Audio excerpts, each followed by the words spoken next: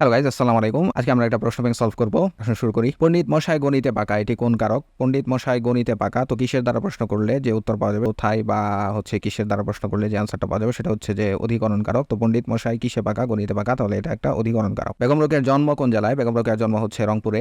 মহাকবি কায়কোবাদের মহাকাব্য মহাশ্মশানের উপজীব্যটা কি? মূল উপজীব্যটা কি? তো মহাশ্মশানের রচয়িতা হচ্ছে কায়কোবাদ। এটা একটা হচ্ছে যে মহাকাব্য।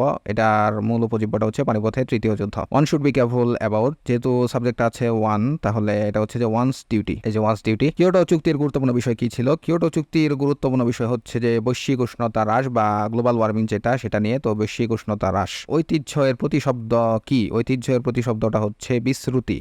হি has visited cinema hall with a view to, ডটের জায়গায় কি হবে? তো উইথ এ ভিউ টু যদি থাকে তাহলে হচ্ছে যে ভার্বের সাথে আইএনজি যুক্ত হবে, তাহলে with a view two watching movie. Bibliography related to হচ্ছে, বিবলিওগ্রাফিটা কি? বিবলিওগ্রাফিটা হচ্ছে বইয়ের সাথে সম্পর্কিত, তাহলে বুকস। প্রবাসী শব্দের সঠিক অর্থ কি? প্রবাসী শব্দের সঠিক অর্থটা কি? বিদেশে কাজ করেন বা বিদেশে থাকে যে। তো প্রবাসী মানে হচ্ছে যে বিদেশে যে থাকে, বিদেশে থাকে যে। Antonym of the word abdication is, অ্যাবডিকেশনের অ্যান্টোনিমটা কি? অ্যাবডিকেশনের অ্যান্টোনিম হচ্ছে করোনেশন।